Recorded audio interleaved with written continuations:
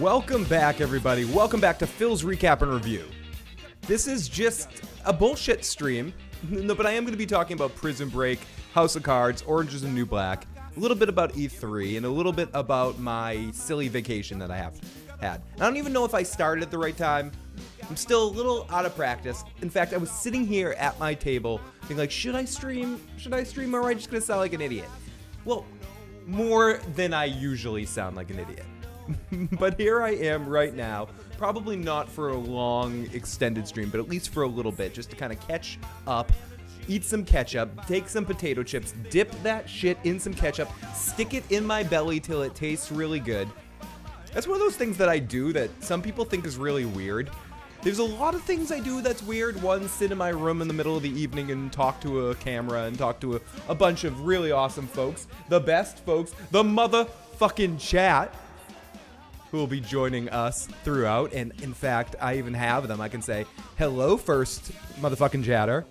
Second motherfucking chatter. I'm here. So,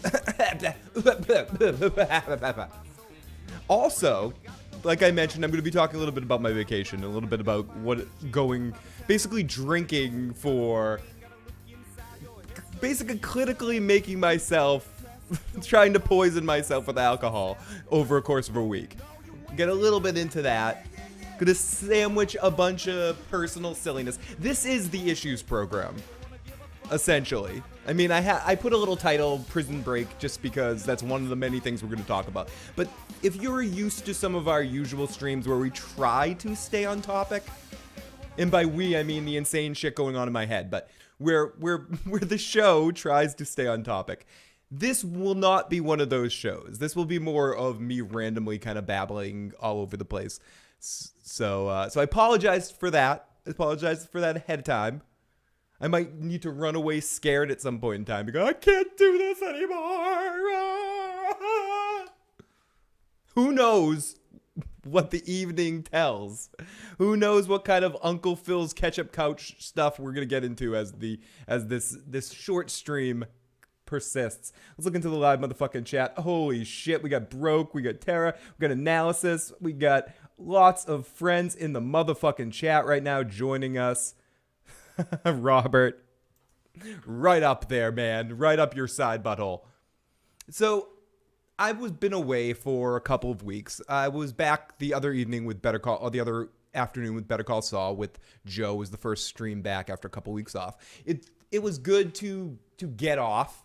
I couldn't stay away though. A couple people, some of the stuff I might talk about in this stream might be repetitive for those who were unfortunate enough to catch me on one of the nights of the honeymoon, basically being the last person awake on this whole resort, drunk with a bottle of alcohol in my hand and a phone in my other hand going, hey everybody, I miss you. Welcome to the Issues, and Issues is tissues of my penis. Saying something like that. I don't know. I'm afraid to watch it. It's private. It's sitting on the channel right now. It's private. And also, I think I did one on the day of the wedding or something like that. Taka did some streaming from the Dirty Issues channel and stuff. But for the most part, I've been away. So it's a little different to be back here and sitting in this place, especially when... Wait, let me go over there. The honeymoon live stream was awesome. Yeah, and I don't know if it was awesome. I don't know. But it is weird to be sitting in the chair now since the week has been over. When I was in this situation, most of this, we were lucky enough that we got some gifts for the wedding. So most of the honeymoon ended up being paid for. Not all of it, but most of it. So we went to one of those all-inclusive resort things. And me, I'm one of the cheapest motherfuckers on the face of the earth. I don't like going anywhere. I don't even, I don't even like buying dough. I make dough. I'm a really cheap fucker. Partially because I'm broke. I mean, if I didn't have, I'm sorry, broke. I'm going to steal your shit here. But if I had money, I probably wouldn't be cheap because I don't. I'm very protective of it.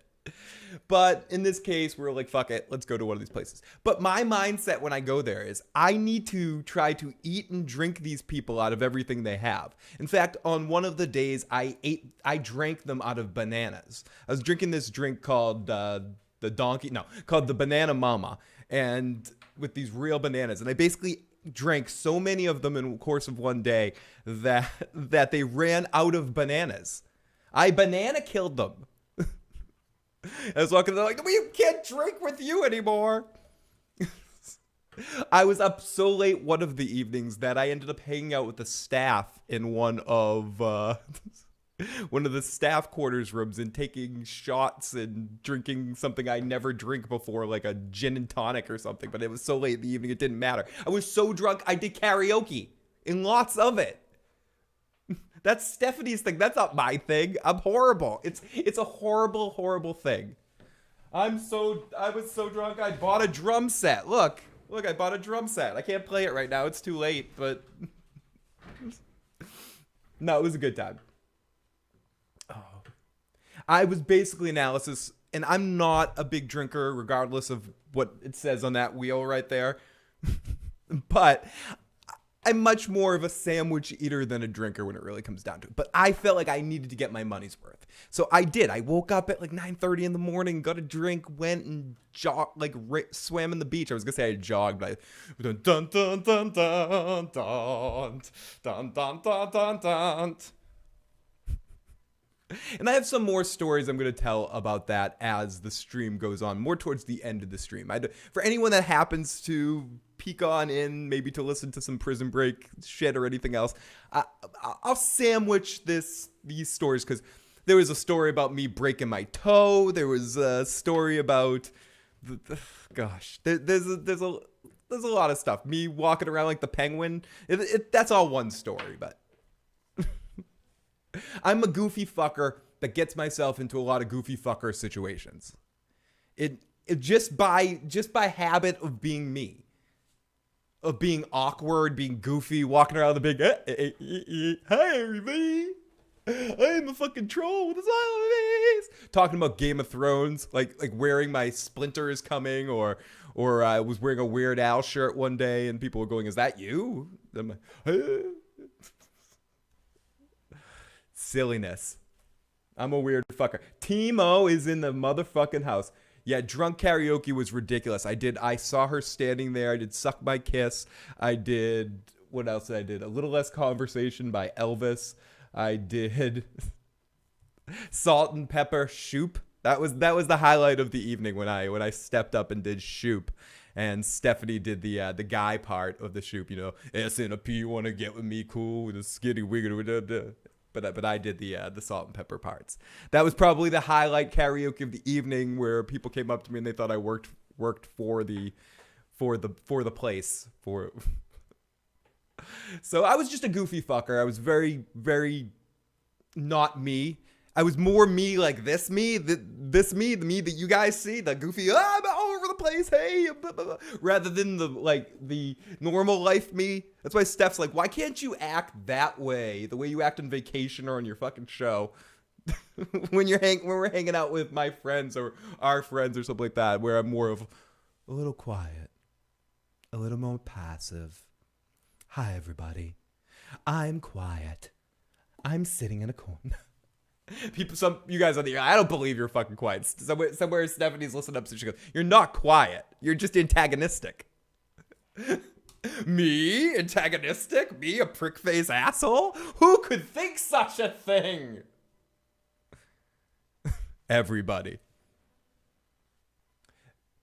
Oh yes. I'm a life of joy for you guys have to talk to me. You listen to me. You can shut me off. You can turn the volume down. Imagine having to live with me. No one's getting joy. No one's getting any joy and comfort, except for the dog. So let's get that out of the way. No, thank you a lot. But I'm married to my podcast. Stephanie knows she's just a bystander along the way. No, I'm kidding. No, I do appreciate it. I just don't. I don't want to overkill you guys with this stuff, because it's been, some of you guys that have known what's going on with everything. It's been going on for a while. So some people are like, okay, shut the fuck up about your stupid fucking wedding and your damn honeymoon. I want to hear about it. But at this point, and towards the end of the show, I'll get back to it and answer any questions people have that want to know about that sort of stuff. And at one point, maybe I'm gonna be cheesy and put together a slideshow, and I'll share a link to that when I get to that point and talk about it again, and people want to see that, and it's shared on the Patreon group and all of that stuff. So blah blah blah blah motherfucker blah blah blah blah. I'm sure I will definitely be talking about that again before the end of the stream. Yeah, Uncle Phil married is even creepier. It unlocks my creepy nature. Time to start eating more. It's time to start walking around. Time to grow that Santa Claus beard that I've been talking about all these years. To make this podcast really horrible. Yeah, I broke. If you get a couple drinks in me, you put me in the vacation drunk Vegas kind of situation. Like, I'm casino vacation social. You put me in front of people, like on a stage somewhere in front of people. I can kind of be goofy and be interactive and stuff. You put me one-on-one with someone, sitting in, if aside for a party, going off in a group, like in a room somewhere, and talking one-on-one with somebody. I'm really good. Maybe even like 2-on-1 kind of situation. Maybe even a threesome. Maybe even a foursome if the situation's right. But you put me in the midst of a group, even the people I'm the closest with, I'm in two speeds. Either I'm very loud, or once I'm quiet, and then I'm reserved and I get kind of antisocial. And most of my antisocialness comes before I hang out, before I go out. It's the anticipation of it. It's like, I don't want to hang out. I don't want to do anything. Fuck that shit. I want to stay home and watch Game of Thrones for the 17,000th time on repeat. I want to watch Cheers again. You know, like, what the fuck? I don't want to go do stuff. You have to see people out there. Who wants to do that? Someone's tuning in right now going, this isn't a Prison Break review. Where's the Prison Break review? Maybe I should have switched the names in the title and had the issues program and then the Prison Break thing. But I don't care. The issues program is a different sort of thing. I mentioned this a couple of times before. People are used to the usual review kind of style in the recap where we play music and someone goes like this and we go, it's time for the recap. Ah! There'll be none of that. I mean, there'll be lots of, but none of that other or even mild level of organization. This is stream of consciousness ridiculosity. This is what people had to listen to on the radio, and then occasionally I'd play music. And here's a song by a band I like. Fuck, man, motherfucker. Dirty Joe Locke, so I fucked up his name. Joe's been with Katie, but they're not married. No, Joe and Katie have been together like, I think it's 57 years or something like that. They've been together since she's been in crow form, and then she's changed forms, and then another form, and then occasionally she turns into a mermaid, and then it's like a splash thing with Joe and her. But no, they've been together, holy crap, like a really long time. I want to say like pushing upon 20 years or something like that, maybe. I've actually known Katie a little longer than I've known Joe, but I met them around a similar time period. But I knew, and they weren't together right away. Like I remember, I want to say it's been about 20 years. Next time we get Joe in the stream, we'll ask him exactly. But they've been together a long time. They live together. They're together. They're not married. I believe in common law marriage. They're fucking married. King McKay is like, what the hell did I wander into? And if you haven't already, and you're in the live motherfucking chat, check out King McKay's stuff. One of the best people out there making shit. Like, I mean, when he sits on the toilet and he makes a shit, it's a good shit. It's a tasty shit. No, I love King McKay's stuff, and definitely check out his channel if you haven't already. I highly recommend subscribing. Recap, Mike. Okay, here's Timo's official recap. Recap! Michael is alive for some godforsaken reason. Needs to escape. Link helps him, but gets shot. The whole thing ends in a cliffhanger. Ah! Actually, Timo, you're surprisingly fucking close. No, so to quickly get through this, because this is sort of a review rather than a recap, what I think about Prison Break as a whole this season. Prison Break is Prison Break. This feels a little bit more like season 2, season 3, season 4 of Prison Break style, rather than the first season where it's more compelling television to have to watch. But if you made it all the way through Prison Break and you're a fan of the level of cheesiness that it is, not quite to the level of like the Expendables, but almost in that vein of you have to just close your mind off completely and just go for the ride. It doesn't take itself quite as serious as something even like 24 takes itself a little too serious. Takes itself serious. Or Heroes, for instance, takes itself serious. Prison Break knows what it is and celebrates that. Celebrates this over-the-top, eating scenery kind of acting with Wentworth Miller, with T-Bag, with Link huffing and puffing, with freaking Lori being a bad mom all over the place as Sarah.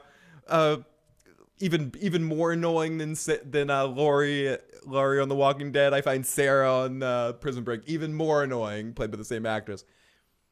Then you have all kind of like the very specific characters for different stuff. And the way it all kind of came together this season was very by numbers. But the funny thing I want to say is it was 9 episodes and it felt short. I felt like it needed to wrap itself up quicker than the story naturally felt like it should have wrapped itself up, because it was a quick run. And they ended up getting renewed and all of that. So there's going to be more episodes, but they were kind of, they had a good rhythm going on in the middle of the season, and it just sort of went downhill pretty quick. And then they kind of just pulled characters in when they didn't need to, nerfed other characters when they didn't have to. All in all, if you made it all the way through Prison Break, it's not as bad as the worst of Prison Break, like season 4 stuff, when you get Super Cop there and whatever the hell his name is, and like the task force that are doing shit like in the end of season 4. The stuff that you get in this season has its moments of entertainment, especially T-Bag. He steals every scene that he's in. But ultimately, if you've never been into Prison Break or you only liked season 1, this isn't good enough for you to have to fucking go back and watch it. It's just good enough to kind of wet your beak if you really love Wentworth Miller and Link there and Firestorm and Professor Cold there or whatever. And you want more of them and seeing that vibe and stuff. It's fun, over-the-top entertainment, lots of stuff blowing up. Isn't funny like something like Lethal Weapon, keep you entertained, but if you shut your brain off, you can have a few funny moments or a few interesting moments. But I don't know. I would say what are we? 10 side buttholes that we're talking about here. I would say out of 10 side buttholes, it's like 6.5, 7 the side buttholes. But within the Prison Break spectrum, it's probably the 3rd best season of Prison Break. Maybe no, 4th best season. Yeah, tied with season 3, kind of right on season 3's level. Am I excited that there's gonna be more of it? Sure. Do I care that there's gonna be more of it? Will I watch it? Yeah. I know that's the most non-committal bullshit review I've ever heard in your fucking life, Phil. You are a fucking idiot. You know what you need to do, Phil? You need to shut the fuck up, Pam. That's right. I need to shut the fuck up, Phil. Wow, Sarah's gotten worse than Laurie. She's bad, Timo. I was teabagged once. Not cool. Separate story, says Broke. Oh, fucking Timo. What's everybody? As long as Sucre and Teabag lives, maybe I'll watch one day. Sucre is in there this season. He's very much Chekhov's Sucre. He just shows up when he has to a couple times. He shows up at the beginning of the season. And he goes, Sucre, get out of here. You might be needed later. Okay, I might show up later when I'm needed. And then he shows up later when he's needed. He's like Chris Farley in Wayne's World 2. Oh, this information's very needed right now. But it's pretty bad. It did fall short. Laura in The Walking Dead gets a bad rap or whatever, says Joe Man. Task Force, when did Suicide Squad do a crossover with Prison Break, Phil? There's too much great TV nowadays to dedicate time to this show. I hear you there, Timo. It's more of, I'd watch it too. I don't want to sell her out because she's asleep and will never listen to this podcast ever. But it's kind of a Stephanie show more than a me show, where it's something she's like, oh, Prison Break, come back, we have to watch that. And I'm like, oh yeah, well the end of it got pretty crappy there. No, we're watching Prison Break. So it's one of those shows that we can watch together. It's not one of the ones I'm like, you have to watch this. You must watch this show. Don't you know that this is the greatest shit in the world? She's like, yeah, I kind of like this. Is all right. No, you will watch Survivor now. Random question, Phil. What is the most compelling thing on television right now, in my opinion? Right now, in my opinion, the most compelling thing on television on channel 738, there's a birth going on that I was watching, and they're showing it. The most compelling thing television show right now that's currently on at this exact moment right now, or just in general on TV right now. Okay, so in this exact moment, it would have to be Better Call Saul. I'm compelled by that show right now. I know it's not everyone's cup of tea, but the storyline has me completely invested, or just the world has me invested in that universe again. All my Breaking Bad percolations are perked up. Also, the Marvel, but if for a more bold, bigger question, the Marvel television cinematic universe of Daredevil, Luke Cage, Jessica Jones, the Defenders thing is very high on my list of things I'm most excited about right now for television. And there's a show coming out in about 3-4 weeks or so that I want to say obvious, but it's not. Game of Thrones is coming, and Game of Thrones is kind of going to take over my television mind and thing and everything, and I'm just going to be reading and watching and listening all about it for 7 straight weeks of nonstop. It almost depresses me to talk about it too much when it's not on. That's why I don't do more off-season content, because I'm like, okay, so it's coming out. When's Game of Thrones coming out?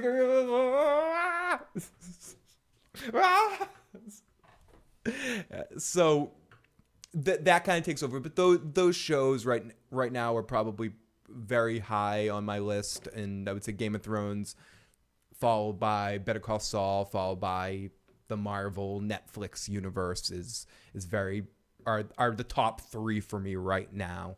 There's a lot of other great stuff that I'm into. Vikings. I'm not saying that other show. So a lot of other stuff that I'm into right now, but definitely those 3 absolutely are the top. I feel like I'm missing something, but that's cool. but that's cool. It'll come to me eventually. Sorry, I get distracted. Did Phil say there's going to be a season 2 to this shite? You talking about the Prison Break thing? Yes, it got renewed already, and it was one of the shows listed as renewed in that big renewal podcast thing I did. I have time for like 1 or 2 nowadays, Timo. That's the same. That's the same thing with me too. There's so many shows I feel like I need to catch up on that people have been good enough to let me use their login information for online accounts that I need to catch up and watch for them. There's so many shows that I want to watch or get into, but it's just tough. It's tough because when I pick up a show, it just becomes my thing, and then I have to watch it nonstop until it's over. And then there's shows that I'm committed to just because I'm either watch them with Steph or watch them with other people, or I've watched them from the beginning, and I'm not a big on the quitting stuff. It takes a lot for a show to suck for me to eventually quit it if I've sunk a lot of time in. It's like in for a dime, in for a dollar. There's only a couple of shows I've actually quit. Charmed being one of them. I could only deal with a couple seasons minus Shannon Doherty, and then I'm like, I gotta shut this shit off. I'm gonna shut that shit down right now, Rose McGowan.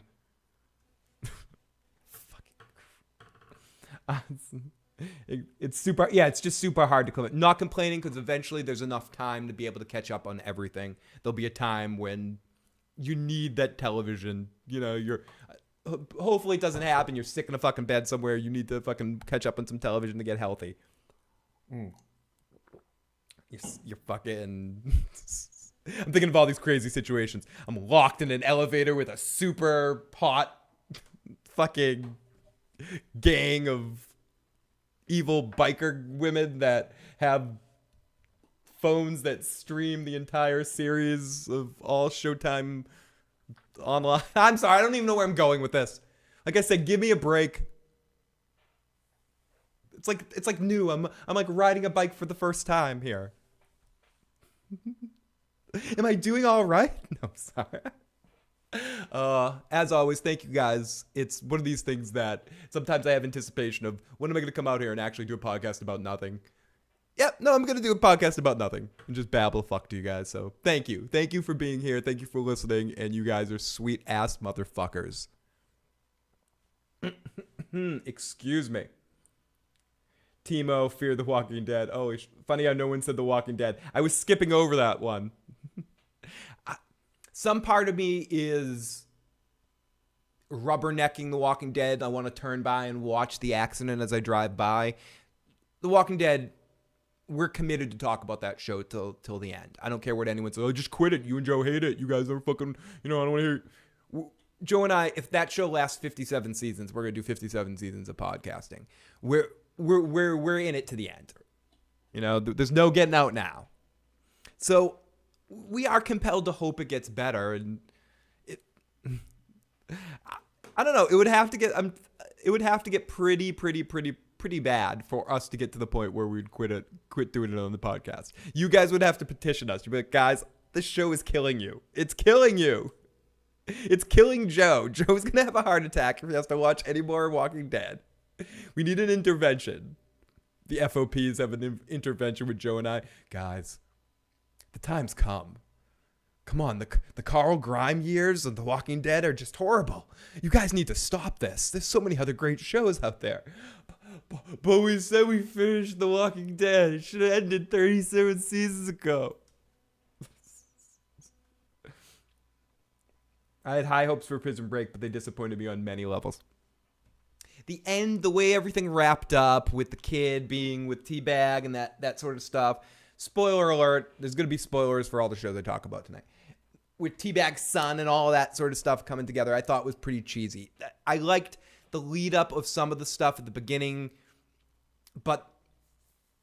I didn't really like the beginning so much. I didn't really like the end so much. I thought the middle, they got into an interesting rhythm in the middle when like the four of them were on the run a little bit. And I think T-Bag was good in every scene he was in, but I think that's why I said for me, 6 out of 10. It was all right. I didn't hate myself for watching it, but it disappointed me because I was hoping they were going to get back to what was great about the show. And instead it came off as more being aware of how cheesy the show is and leaning into it a little bit. So, heroes. Quixote. Oh, I got that. That's called alcohol poisoning reflecting in my body, Dark. No, thank you. I appreciate that. I have that the tan.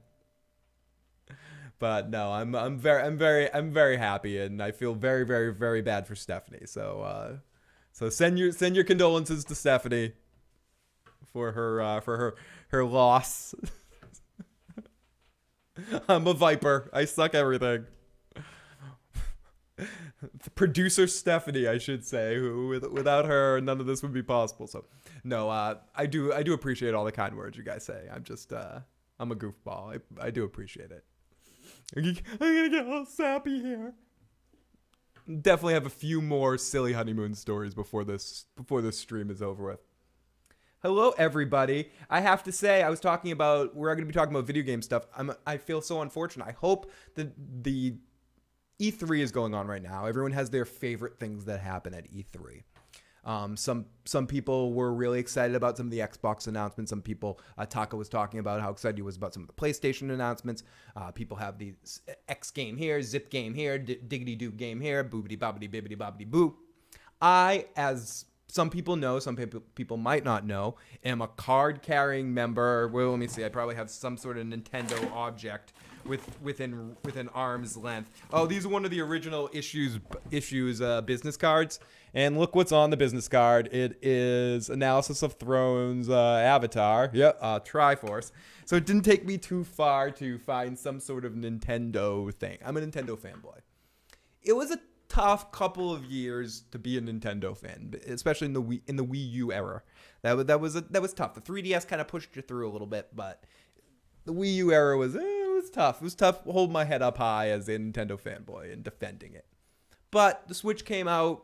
It's getting relative positive reviews, even from people that aren't Nintendo fans. A lot of people are getting it as their secondary system for the second half of this generation, with with the PS Switch being the probably the most popular combination right now. And a lot of people are looking forward to, or Zelda's an amazing game. I actually, one of the parts of my Switch is broken. I had to send my Switch off today to Nintendo, and I hope I get it back before the Zelda DLC comes. But Nintendo had their Direct. They do things a little bit differently. They don't do a presentation. They do kind of a pre-recorded thing they've done the last couple of years, and they fine-tuned it. And I think even last year, in the last couple of years, even when Nintendo was bad, they were kind of working at the kinks of the way they do these presentations. It's much more streamlined than these big, old school, bring people coming out, speaking to a crowd, something coming up. It's more of interactive video going back and forth. Each one has a theme of sorts. And I think Nintendo kicked some ass again and just shows a lot of really fun games on the horizon. I'm excited. Again, it's a fun time for me to be a fucking Nintendo fanboy. And you can call me out on it. Shut up, Nintendo fanboy. Go play a kiddie game. Okay, I'll play a kiddie game. It's fucking fun. There's a reason why kiddie games are kiddie games, because kids like fucking fun, and I like fun too, so fuck you. And so I don't care. I'll play Smash Brothers all day long. I don't give a fuck. I'll play Mario, Zelda, Fire Emblem. Those are my favorite of the Nintendo franchises, but I also appreciate some of the other ones. And it's a lot of cool stuff. Metroid Prime 4 was announced. There's also another Metroid game coming to the 3DS, which is a side-scrolling Metroid of the original stuff, which kind of bothers me that's not coming to the Switch. It's coming to the 3DS, which essentially is going to be a dead system pretty soon because everyone's going to be carrying around their Switches. But whatever. I wouldn't mind that. I wouldn't mind seeing more of the love of like that and the Link to the Past or Between Two Worlds coming to the actual Switch. But we are going to get a first-party Pokemon game that's been talked about. A couple of other third-party titles have been announced for it. And it was overall a very good presentation for Nintendo. And I'm excited for the next couple of years being a Switch owner. So yeah, there's my Nintendo card-carrying Nintendo bullshit. Check out Dirty Issues Gaming or Dirty Issues channel to watch some of my Zelda streams, and I'll be streaming all the Zelda DLC and all the Nintendo Switch games as I get them. So yep, there's that. I'm pissed off that I lost my Switch for a couple of weeks while Nintendo fixes it. Hopefully it won't be too long, but it's all under warranty, so send it back. It's not the first time. I had to do the same thing with my Wii at one point in time. I had to send my Wii to the urologist, and he had to do a catheter and do some sort of shit that really kind of sucked. But my Wii got fixed, and now I'm peeing like a champ. So get your Switch and make sure you poop. Anyways, this ad is brought to you by Nintendo. Nintendo's probably going to flag this video because I said their name too many times or something. Fucking assholes. I mean, they're a bunch of fucking assholes. I don't care. I mean, it's like your best friend. You're like, my best friend's fucking, he's a good guy, but he's an asshole. I'm not aware of Nintendo's faults. They suck. Fuck you, Nintendo, for what you do on YouTube, and every video or every game that anyone plays of your game immediately gets copyright struck.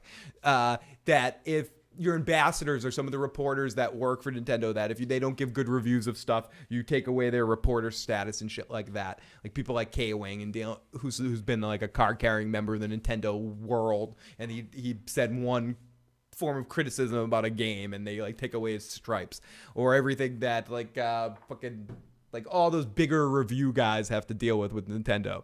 So yeah, I mean, Nintendo, eat it. But I love your fucking games, and I'll play your games until I'm an old fucking 90 billion year old dude in an old age home going, I love Legend of Zelda 9368. The quest for my kidney. So yeah, there's that. Oh, everybody, sorry.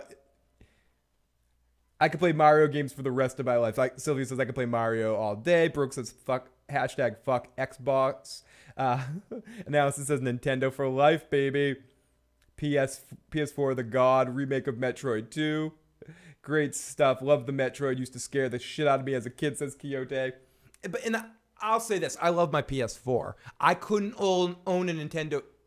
Since the GameCube, I have not just owned a Nintendo system. Or since the Nintendo 64 was the last Was the last Nintendo system that all I had was the Nintendo system. I always need to get a second one, whether it be a PS2 because I needed to get it for a DVD player, whether it was or then an Xbox because I wanted to play Knights of the Old Republic.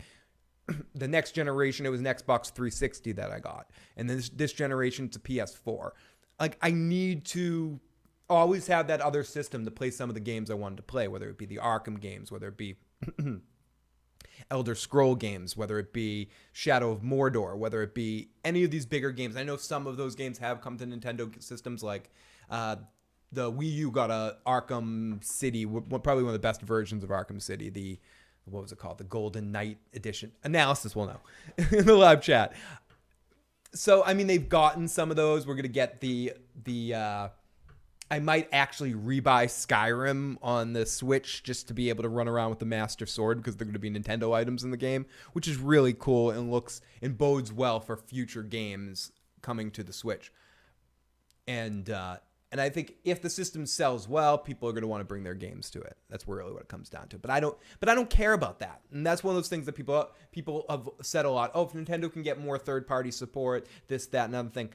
I don't give a flying fuck burger if Nintendo gets third-party support. If I want to play a third-party game, if I want to play a big one of those kind of games, I'm going to play it on a PS4 or an Xbox, whatever the hell's my cup of fucking tea I like. Or if I really want to play the best version of it, I'm probably going to build a huge, amazing gaming PC and run it as fast as it fucking can. That's the voice of my friend Ely on my shoulder right now that's going, yeah, Phil, before you...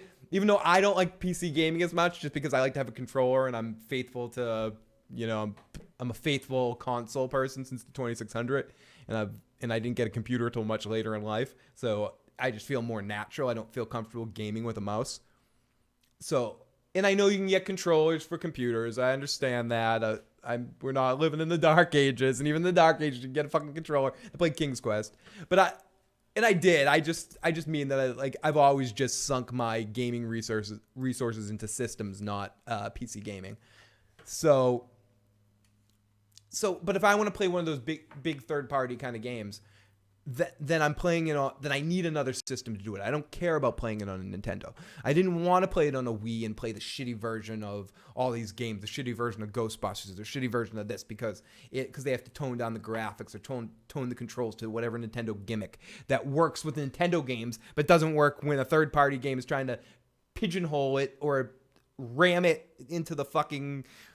square peg into a round hole and make the game work around motion waggling or some shit like that. Nintendo games work for Nintendo systems. And I buy a Nintendo system simply to play Nintendo games. It's worth it to me, and I split it with Steph because she's as much of a Nintendo fanboy, maybe even more so. I had to convince her it was okay to buy a PlayStation. I'm like, it's okay if we buy this PlayStation, you can play games on it. And still she plays the games like, this isn't Nintendo. I'm like, shut the fuck up. Good game's good game. Good game respects game. Whatever. So I play Nintendo games for the first party games when it really comes down to it. So, and I'm excited about Kirby, Yoshi, all that sort of shit.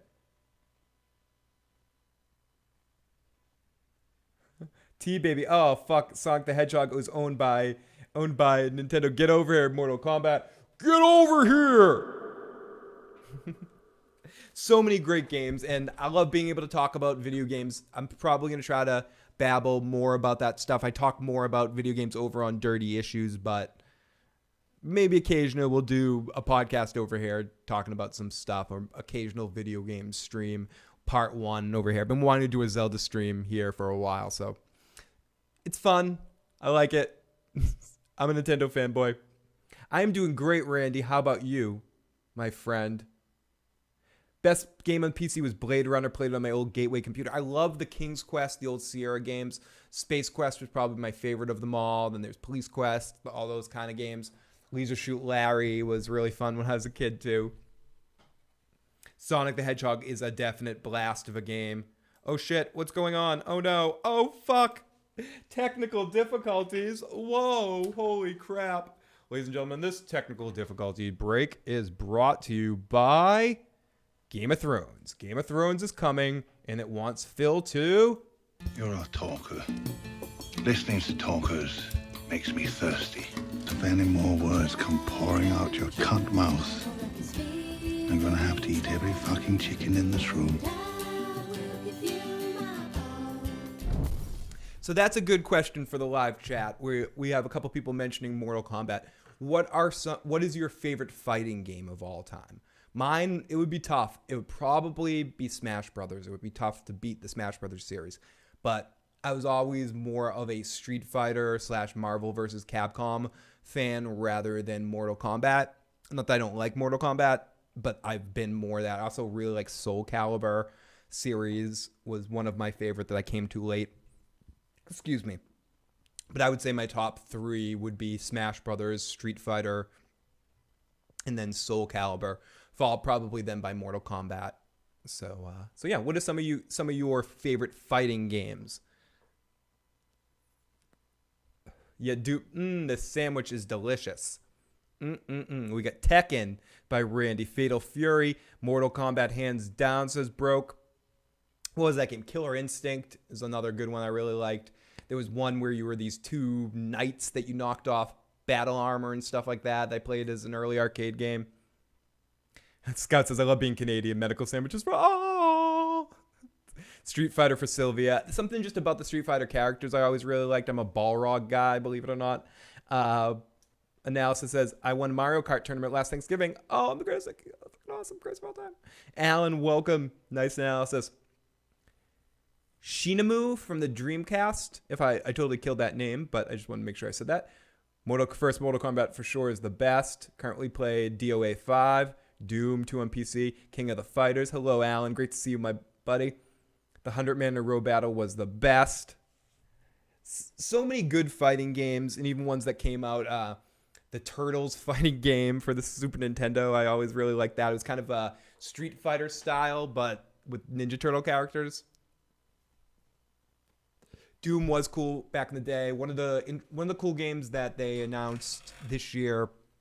Doom always makes me think of Wolfenstein, and there's going to be a new Wolfenstein game that looks pretty cool that they showed at E3. And as long as it's not Tekken, I wasn't a huge fan of Tekken, or I wasn't a huge fan of it because I sucked at it. I mean, really, that's what it comes down to. I kind of liked Virtual Fighter at the time that Virtual Fighter showed up on the scene. I used to waste a lot of quarters on that game. NBA Jam was really a lot of fun. I downloaded recently, actually right before my Switch got broken. I downloaded NBA Playgrounds or whatever it is or something. It's very much like NBA Jam. It's fun. It's a little broken. It has a few like broken sort of things about it, but it definitely keeps a lot of the fun about NBA Jam. Excuse me. Oh, Turtles in Time was amazing. So I'm going to get back and talk a little bit more about... I like the old Wolfenstein. This new one looks like too much for me. Oh, Me Too analysis. I'm never going to play that. It just... I like the trailer, though. Like, it looked like a well-made game. There seemed to be a lot to it. And I really, really like the trailer of it. I think that's what got me. It was very well made. So let me talk about the 2 Netflix series that came out recently in the last couple of weeks. We got both the 5th season of Orange is the New Black and the 5th season of House of Cards. Both shows I watch, and both shows I've completely binged the entire seasons of them and since I've been back. Now, okay. Now... I want a couple of caveats before this. Now, caveat number 1, I've talked about, that's why I wanted to talk about the drinking ahead of time. My mind isn't quite to the place where it should be. Not that I'm very bright as is.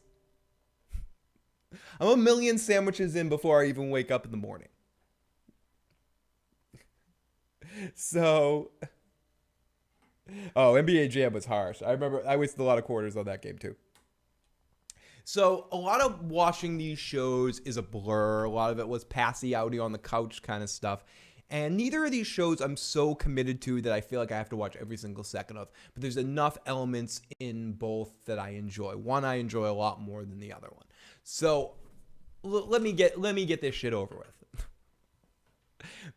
Orange is the New Black. Now, Jenny Cohen or whatever her name is, I fucking hate the way she makes television. I really, really do. Because I think she makes shows with potential. She has so much potential. She writes irreverent fucking stuff. And when she sticks to what she does well, which is sort of over the top, outrageous comedy kind of situations, she does it really, really well. But she suffers from some sort of disorder. Be like, if I was doing this show and the kind of wackiness that we're doing and suddenly I had to straighten things up. Now on a serious note, deep inside my stomach lies a hole. There's a hole in my heart that can only be filled by you. And it's true. It's like a total, completely change of pace. I'm sorry. I didn't mean to scare you guys there. I got really quiet there. You almost got to see a really sad me. And then the days ran cold. No! Okay, my point here, other than just acting like a complete doofus, is that she doesn't understand what she does well. When she does over-the-top comedy, like the first season of Weeds, like the first season of Orange is the New Black, it really works for what she's doing. Is it going to win any awards? Is it going to be called this deep, over-the-top special show, endemic of a cultural blah-bitty-blue? No. Why does she want it? Why does everyone want to be Vince Gilligan? No, you can't be Vince Gilligan or David Chase. Not everyone can. Just be happy with doing what you do well. Know thyself. And I think nobody doesn't know thyself more as a television creator than Jenny Cohen or whatever. She fucked up Weeds and she fucked up Orange is the New Black. Not that I don't like Orange is the New Black, but the things I liked about this season are selfish. There's characters and there's storylines in the show I really like, but it's marred with stupidity. Stuff that I just don't need. Stuff that why do I need to know about this guard? Why do I need to know about this person? I don't care about this person. Give me the characters I care about. I know they want to make a full ensemble piece. Then get that fucking Piper the fuck off my screen. The only thing I really, really did like about this season, Stephanie actually really liked this season a lot. I liked the last season a little bit better. Season 4 I thought was pretty good. It was my favorite one since 1. This season, the main thing that bothered me about it was that I wished it was Oz. That I wish that Oz did the riot for the whole year. Like this show did the riot for the whole year. Instead, Oz's riot's like a half an episode or something like that, all through season 1. It leads up to like, you get like a half of an episode that's an actual riot.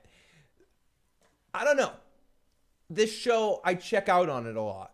But there are some minimal characters that I give minor craps about.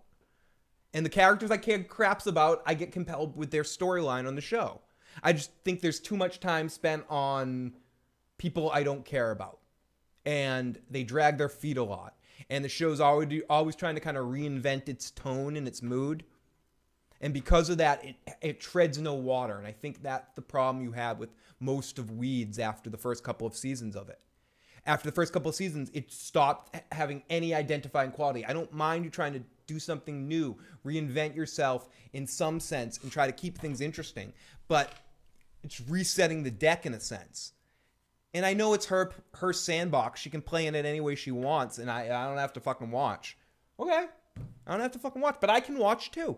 That doesn't mean I don't, just because that whole thing, you don't have to watch. But no, just because I don't have to watch means I can watch too. If I have the power not to watch, I have the power to watch and hate and be salty as fuck too, okay? And I'm salty as fuck because I like Red. I like her storyline. I like some other characters' storylines too. I don't want to get into who I like, who I don't like on the show. But there's certain people I definitely do enjoy what they're doing and where their characters go.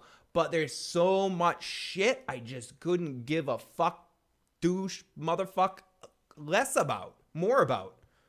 So, I don't know.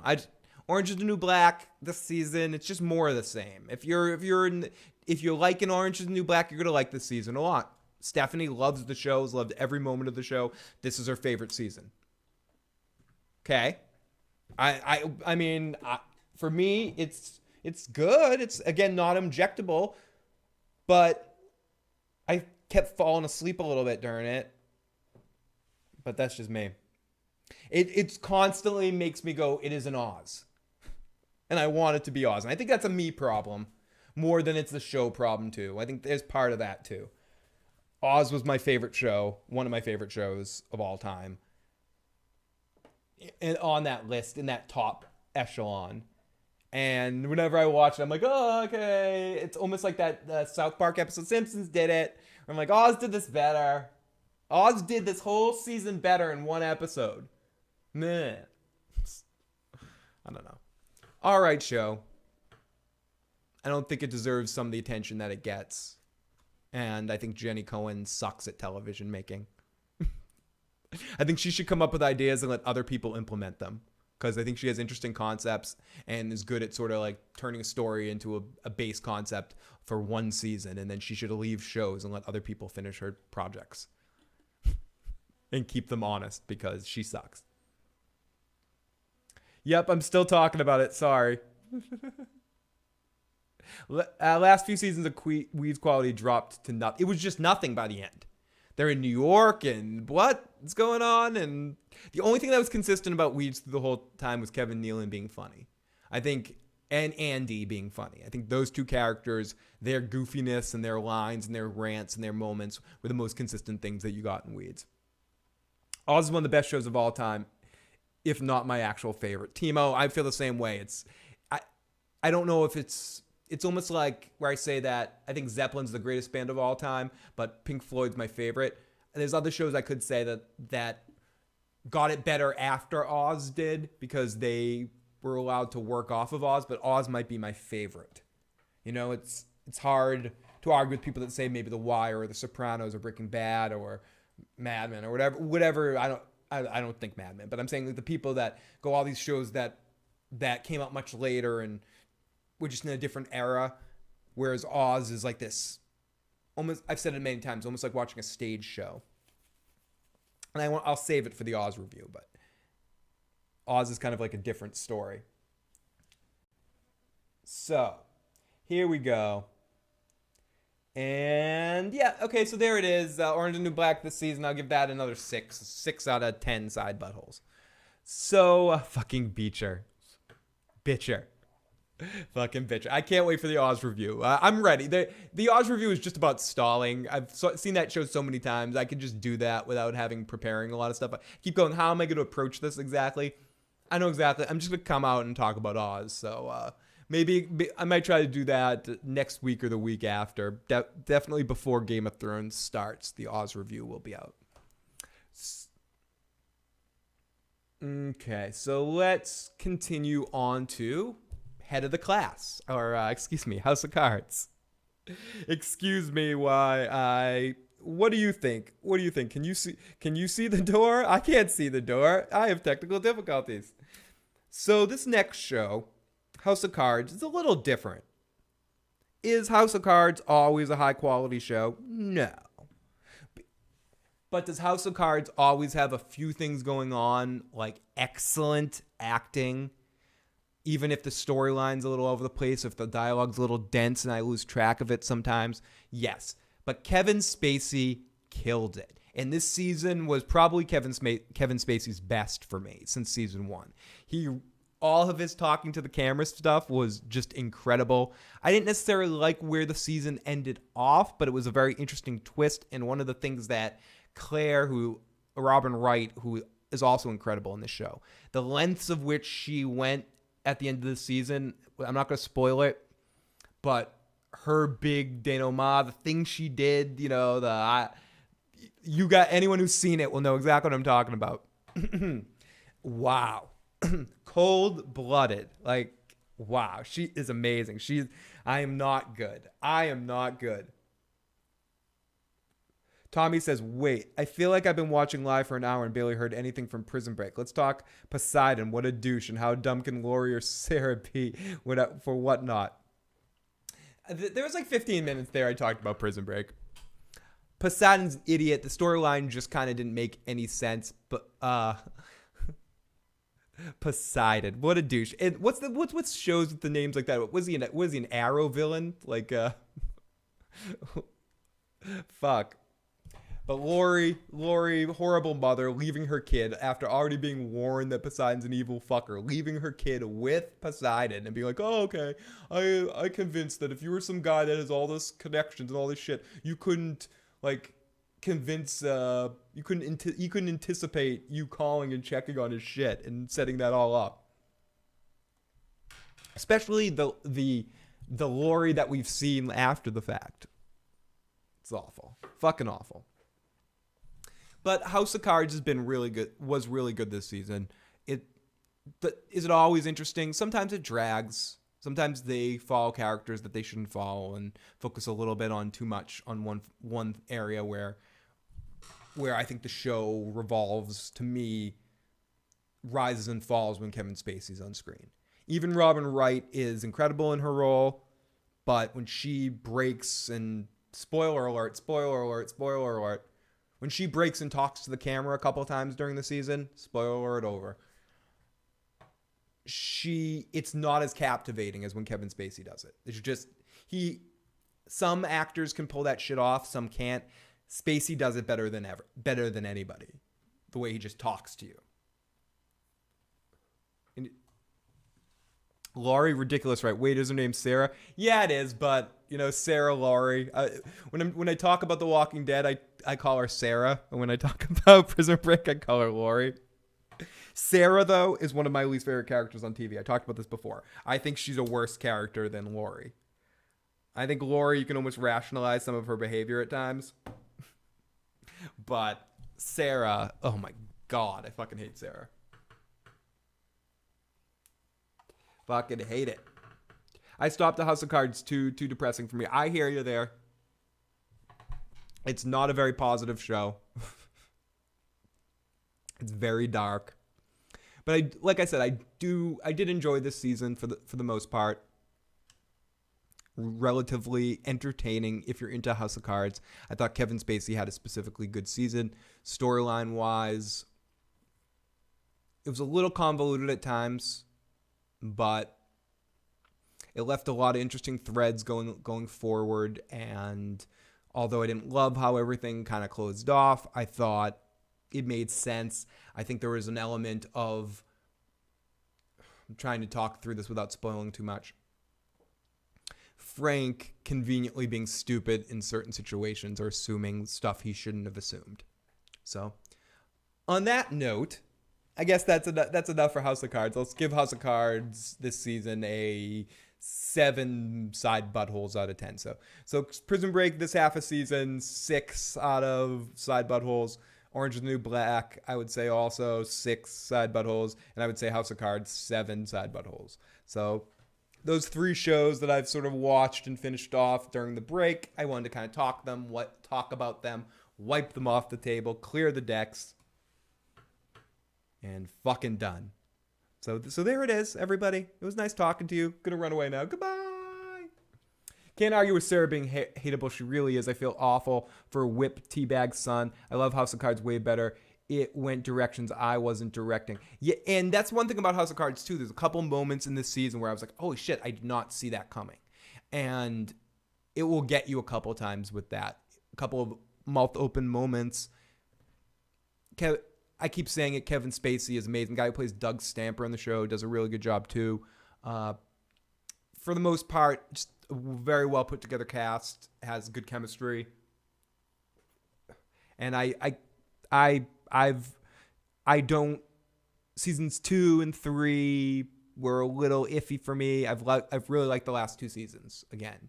I really liked season 1, 4, 5, 3, 2 would be for House of Cards.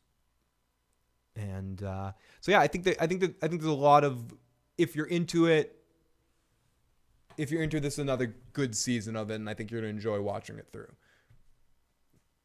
Frank talking to the camera, Frank at his best. Watch the 100th Phil, just 1 episode, then talk to me. House of Cards always gets me, even at the Tony Awards. The Underwoods and Doug Stamper handed Lin-Manuel Miranda an envelope. They did? I didn't see that. That's fucking awesome. And Tommy, I'm absolutely your friend. So, those are the shows I wanted to talk about, and that's E3 that I wanted to talk about. So, I said that I'd maybe tell like one or two more of my vacation silly stories. But Phil, guilty pleasure stream on TV shows, do it. Joe Madden says, spoiler. Here we go. When he pushed Kate, oh yeah, Zoe, when he pushes Zoe into the train, too much. Great show. Maybe I'll watch the rest of it when it's done.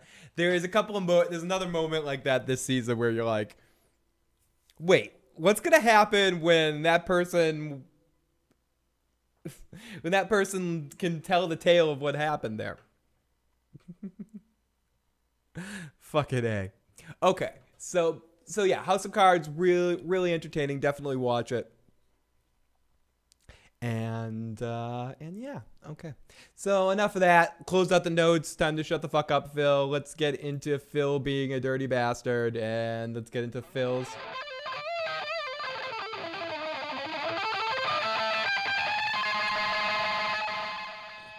Oh. Okay, it's story time. Story time. Okay. Oh fuck. So there were at one point during the trip there was a game. They played a lot of games out at the. Okay, let me start off. Let me start the story off. So the wedding happened. I had a bachelor party. The bachelor party wasn't.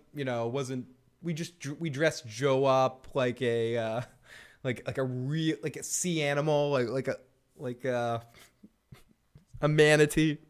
I'm a little embarrassed. Then we all got drunk and we took turns poking Joe with random cattle prods while he buzzed us. And I mean, you guys don't want to hear about that. That's fucking disgusting. It's fucking disgusting. I won't even go there. I'm sorry for even mentioning it.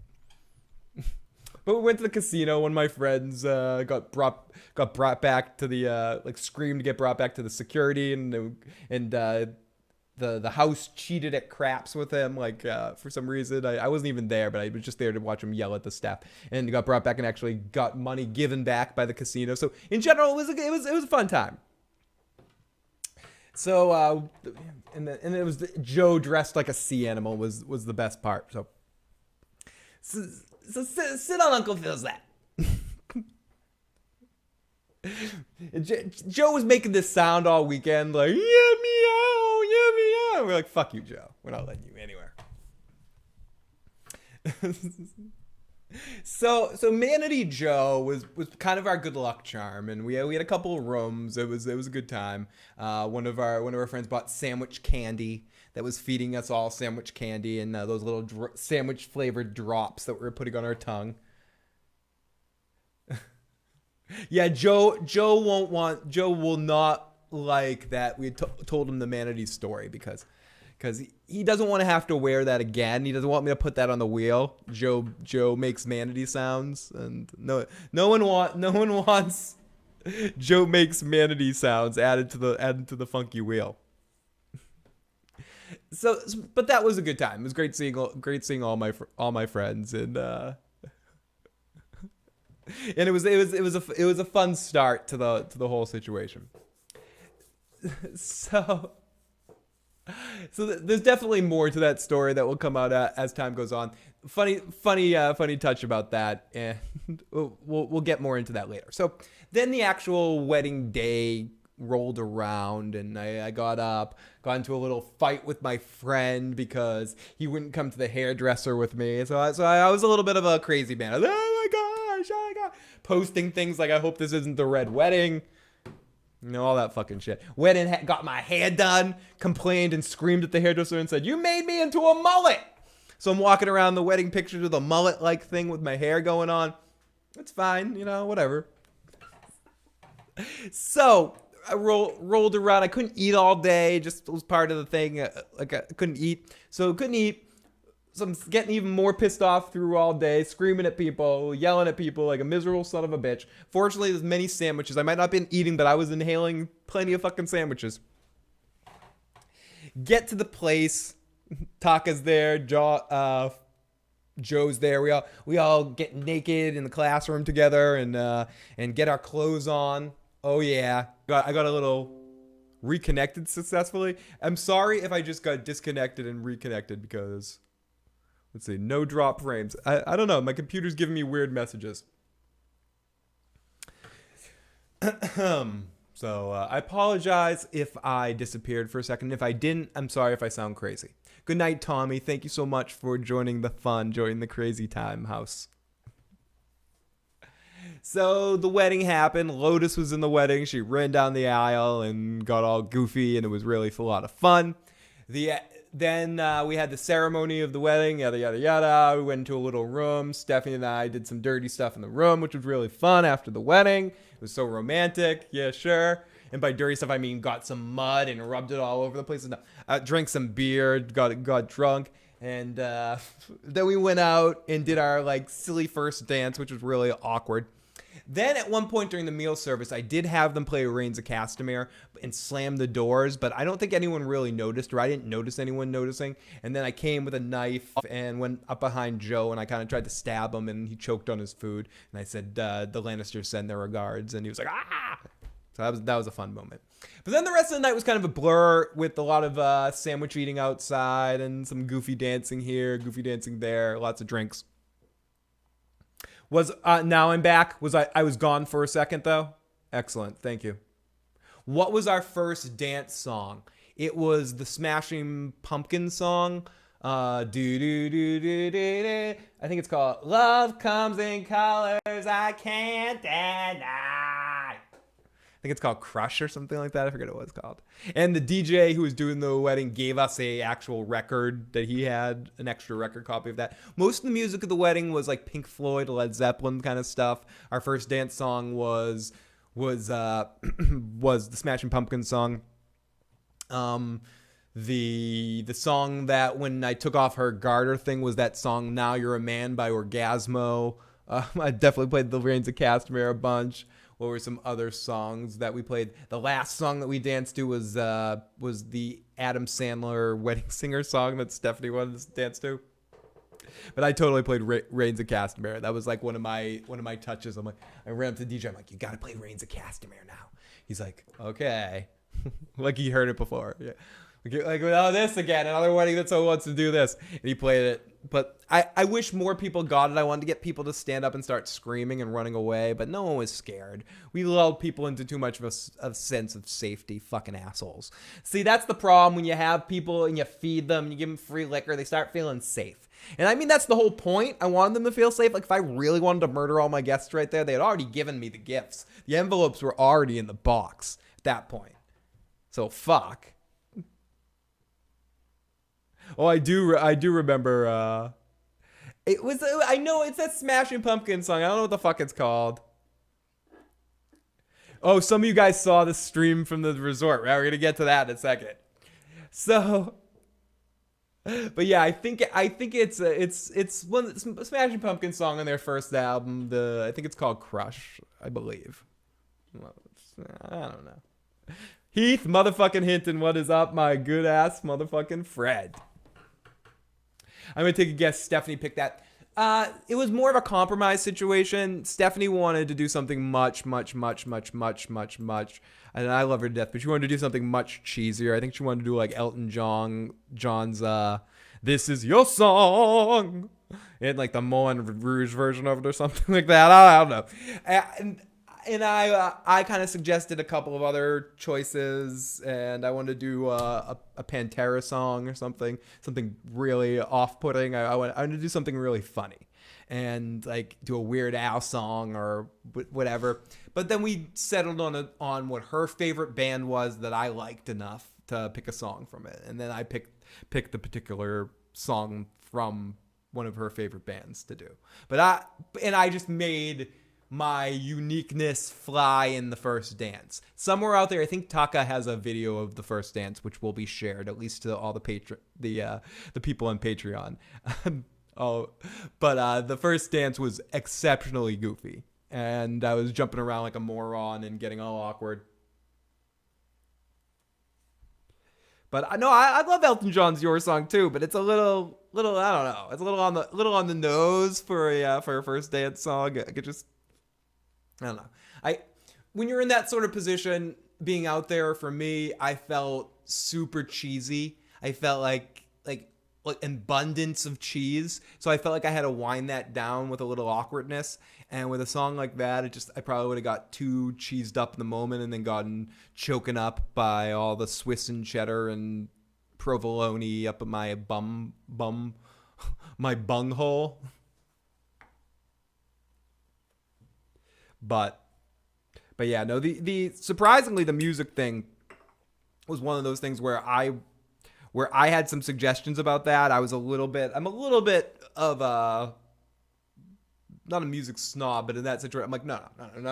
I'm doing the music. You here's your suggestions. I don't even think the DJ played any of like Stephanie's music suggestions. It was all kind of, the problem is she likes all the music I like, but then she likes some other music I don't like because they're shitty bands that she likes. If we fight about anything, it's about the shitty band she likes that I make fun of. And she's like, you're an asshole. You make fun of these shitty shit. Or the shitty television that she watches, like Fear the Walking Dead. We fight a lot about her liking Fear the Walking Dead.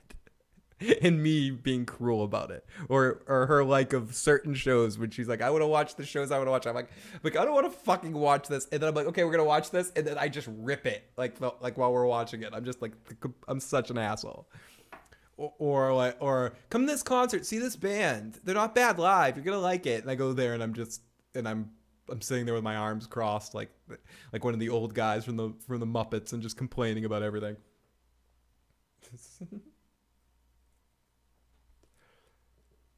Thank you, Heath. Yeah, it's been a crazy year. It's been a crazy year with everything that happened and then get married. So it's good to kind of be going back in the other direction. I don't quite feel 100% normal yet because it's been a big wave, but thank you for the love, Heath motherfucking Hinton. Yeah, we did do a little bit of a House of Cards discussion. I've been all over the place. This is an issues program, which means that you're welcome to the goofball city, basically. No rhyme or reason to any order of what I'm talking about today. Oh yeah, shame. What shitty bands does she like? I don't want to get into specific names because then someone out there is gonna like the band and then they'll be on her side. I don't want to like get people on her side here, just because everyone likes bands. I don't want to rag on anyone's music touch, but yeah, I don't necessarily like all the music she likes. Oh yeah, sorry everybody. Sorry for that pause. That extent, I had to take my last bite of my sandwich, and I have to be careful. The sandwich was small. It was a small ass sandwich.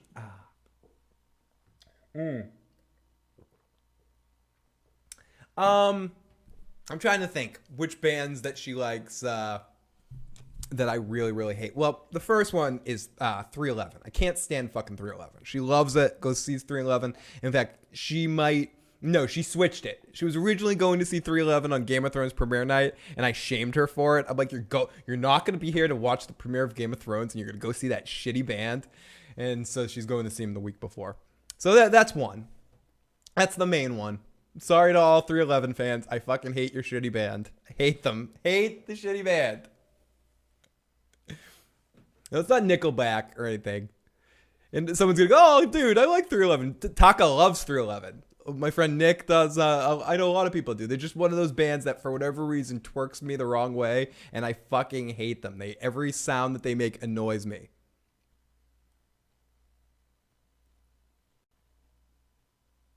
Shame on me for liking some Nickelback songs. I like about 311 songs. That's because they only have 311 songs. That's all it is. Just rinse, repeat. No, and I'll tell a story. So she goes, you have to come to a 311 show. What you don't like about them is you didn't see them live.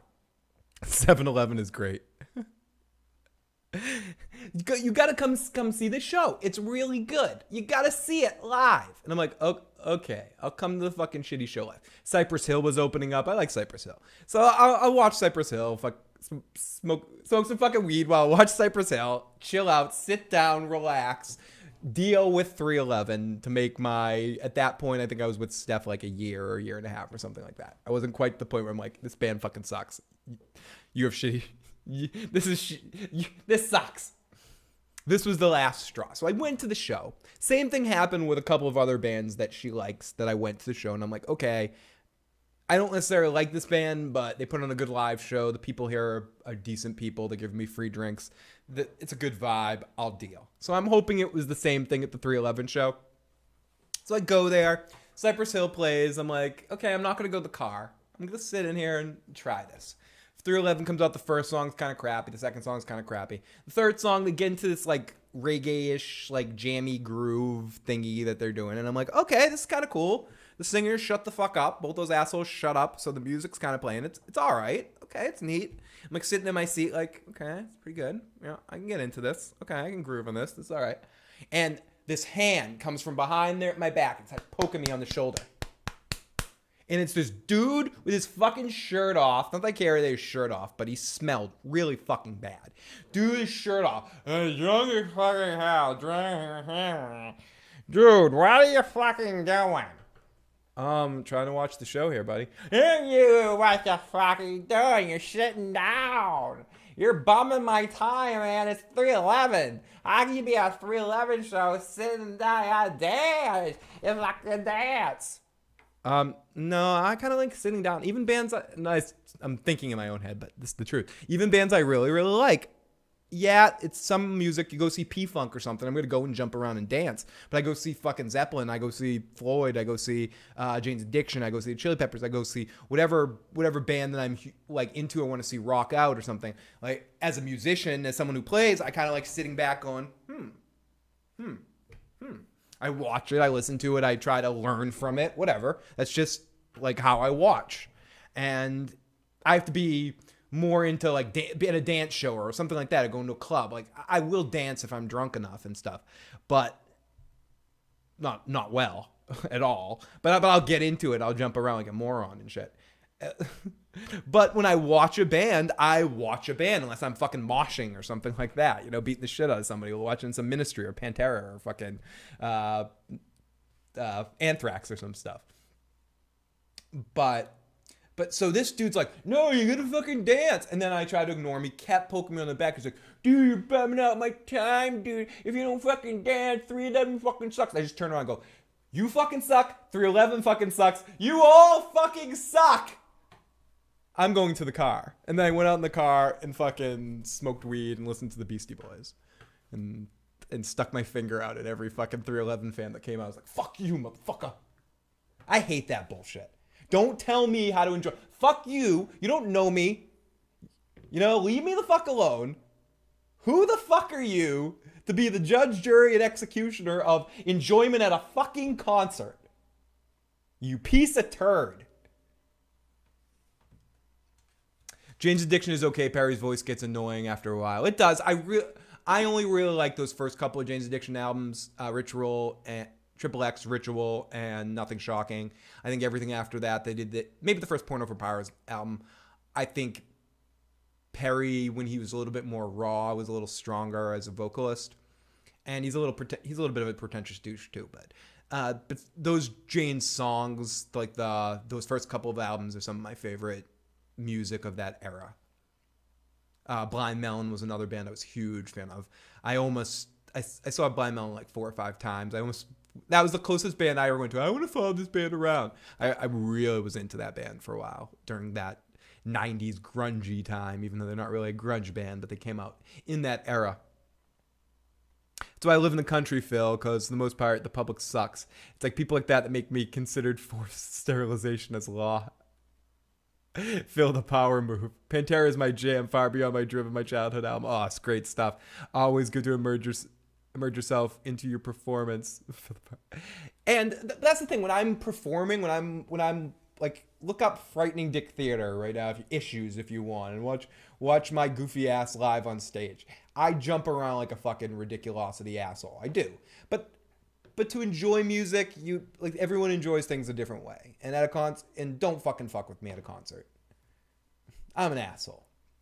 Okay, so the wedding happened, all that stuff. We had an after party. Went to Joe's house for an after party. Joe's parents were at my wedding. They were kind enough to let us all party at their house afterwards. Got really shit-faced. Stephanie and I went back to like a bed and breakfast kind of thing for the night afterwards. And next day, we sort of packed up all of our shit. And the day after that, we flew to the Dominican Republic, where we stayed in Cap Cana, near Punta Cana, and at a secrets resort, which was fucking awesome. A couple people said in the live stream maybe were awake and saw my live stream I did from there one night. I literally, from the moment I walked in there, it was almost like that. If anyone's ever watched Scrubs, when they go to the tropical island for the janitor's wedding, and Kelso just is constantly drinking. From the moment I got there, I asked for a drink. I asked for something fruity and strawberry banana-y, and they gave me the banana mama. And I basically drank from the time I was there till the time I left.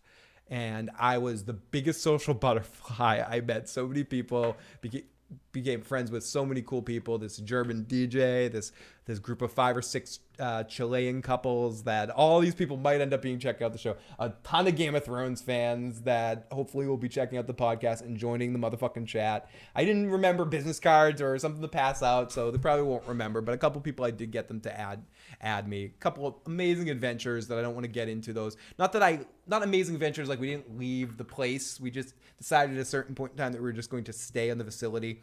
They had a big what are those things called, like sandbar or something like that, or where you could just walk out in the water up to like 400 yards up in your waist out in the water. A bunch of fucking pools, lots of drinking, more drinking again. So one quick story. So the second or third day that they were there, they had these daily events, and I forgot the most important thing: sandwiches. I need to get my sandwiches. We got off the plane. We got into the taxi cab. Almost immediately, the taxi cab guy goes to me, "Oh, you guys need a ride. Do you need anything else?" So I go, anything else? Like what? Do I need a prostitute? Do I need a 6-pack of beer? Do I need someone to scratch my left nutsack? Like, or do I need a bag of weed? Like, well, what are you talking about here? And he's like, "Oh, the last thing." And I was like, "Oh, okay, the last thing. Okay. Bag of weed. Okay, now we're talking." I was like, "I heard it's very illegal here." He's like, "Yep." I was like, "Okay, is this, So I said, "Okay, I'm gonna take a risk. I want the bag of weed. Give me the bag of weed. Let's go. Let's do this thing." So then he brought out the sandwich. Well, whoopsie. So then he pulls out the smallest thing. I mean, this like tiny little thing. He's like, "Oh, this is the good stuff." And I'm like, there wasn't any good stuff. It was like a tiny. It was like a half of egg-corn. It was a tiny little fucking thing. He's like, $100. And I'm like, no weed for you. I'm like, no, $100. Eat my dick, $100. Whatever. This was probably street value in America of normal, whatever. Probably about like $2 worth. No, it was like nothing. It was like really nothing. And I'm like, no, fuck no. So then we kept going on, and then we were going back and forth. I was going back and forth with him about that. And Stephanie's like, "Could you shut up about this stuff?" I'm like, "No, Stephanie, I need this, or I'm going to be a very angry person." She's like, "No. Don't do it." I was like, "I'm doing it." And then he pulled something else out, which is really, really a very poor sandwich. It was like something you get at a very, very shitty restaurant. Very shitty restaurant. And so we get into this shitty restaurant quality stuff, and he's like 70, and I said, "Okay, 70, whatever." So I made the transaction. Then we're at the pool, and then another guy says to me, "Hey, what's going on? There's a drink down there called marijuana. What? I don't even remember what it's called. There's a Mary Jawawa. It's marijuana stuff. I forget what it's called. It's something like marijuana, but it's not. It's marijuana or something, whatever. It's this licorice-like shot drink." And me being like loud and obnoxious and being like, I must be the 7,000th person that made a weed joke here. So would say stuff loudly. So this one person brings me aside and goes, oh, you need something? And he just kind of hands me something. I'm like, oh, wow, wonderful. So that was no problem right off the bat. The hardest part was finding receptacle of which to eat sandwich. That became a whole other kind of adventure where it turned into some bartering situation where the dude had to barter here, and I'm like, get $10, $5, $6, $7, no dollars. I'm leaving. No, $1. Yeah, there you go. Give me that Cuban cigar. So okay, so one day they have all these kind of events and shit. Where these activities, whether it be pool volleyball, swimming underwater as far as you can go, Ironman drinking competition, all these sort of like ridiculous competitions. One of which was called Perfect Couple, I think it was called. So we're like, oh, let's do the second Perfect Couple competition. What the fuck? So the competition was basically you had to pop water balloons and do weird things with each other in weird positions and other sorts of activities. The first of which having to be you had to do as many push-ups as you could with your spouse on your back. So you had to do this on the side of the pool, like right on the side of the pool, like the concrete area of the pool.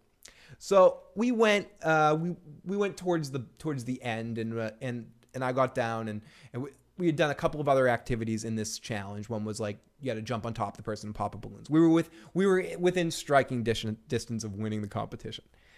I don't know why it's relevant, but it is relevant. So I went down to try to do some push-ups. In retrospect, we probably should have done this the other way around because Stephanie's much stronger than me.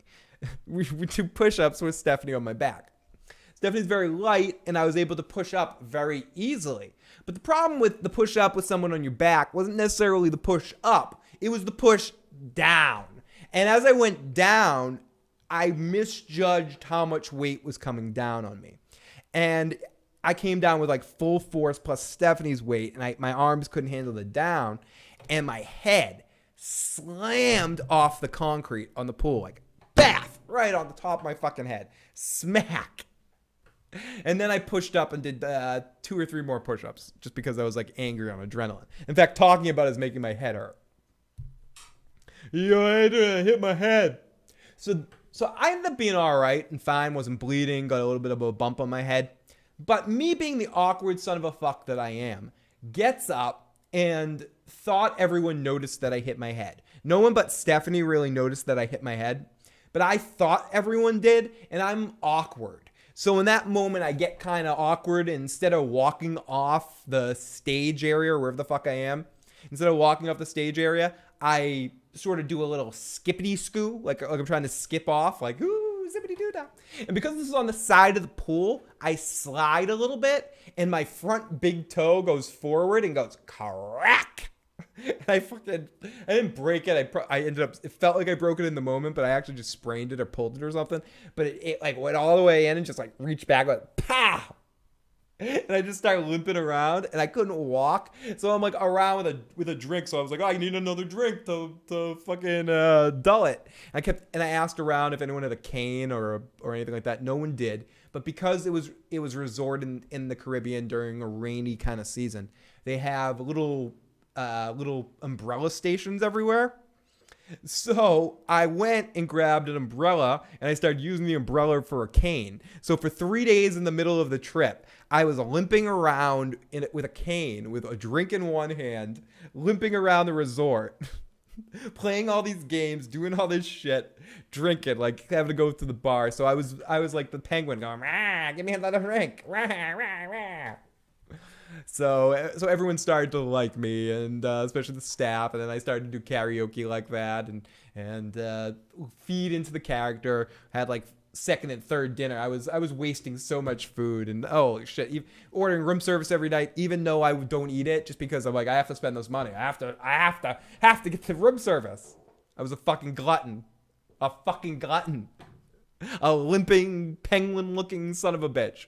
And then one of the nights I decided to stream because that's bright, and I'm streaming around, walking around like an asshole. Great times, and I'm sorry for anyone who had to listen to that live stream. It's gone.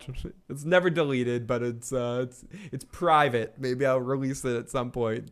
for if anyone wants to watch it, or I'll watch it and do live commentary of it. So it was, yep, you weren't lying about Uncle Phil becoming creeper and creeper. Yeah, it was a cane. I was pimping it around. I was wearing a hat too, this white sort of pimp top hat, and I was wearing a suit coat every night because it was drunk. Made really good friends with this dude from Chile, and he was there with his wife and a bunch of their friends. Really great guy, and ended up hanging out with them a lot, hanging out with this other couple a shit ton, but a bunch of really good folks. And that's what happens when you go on vacation. You end up buddying up with a certain group of people, and it definitely helped that Stephanie kicked ass in karaoke, and she was kind of the karaoke queen every night that we were there. And we went to all these freaking shows, and like I said, I kind of made friends with a couple members of the staff. This guy, Amory, that ran the coffee shop. And me and him became really good friends. We went through a crazy situation one night that maybe I'm not drunk enough to tell that story, but a really fucked up situation happened one night with me and this dude and this girl, and it's a funny story. I have to take at least 1 or 2 shots before I tell a story like that, but. Great times. And as I said, I ended up one night with some of the staff members taking shots, and a lot of great people there and a lot of good vibes. Can't say enough awesome things. If anyone happens to ever check this out that I bumped into in there, thank you, because I told you about this fucking show, so maybe some of you guys are out there in the live motherfucking chat or in the comment section. So zippity doo dah, zippity yay. It was the one you showed Steph in her bikini that was the best live stream, hands down. Oh yeah. Oh yeah, we did when we were walking through on our way out. Those are please stay tuned for the slideshow to see that stuff. You know it, Tom. Tom knows what goes on. Tom was there. Tom was videotaping the whole situation. Everyone on cruises enjoys sandwiches, especially when you stop off the Bahamas, Jamaica. Thank God for vaporizers. It wasn't that the hippie swagger. I would say my advantage at a place like that was that I was the only long hair there, as far as I could tell. So I stood out. So people were like, oh, I saw you last night doing nervous. So people were kind of nice to me like that. There's something friendly about you. I just need to talk to you. I was like, do you want to get to know me? There's nothing fucking friendly about me. I'm a fucking asshole. And they're like, no, you're not an asshole. Thank you. Thank you very much. I don't know why I did an Elvis voice right there. It makes no sense.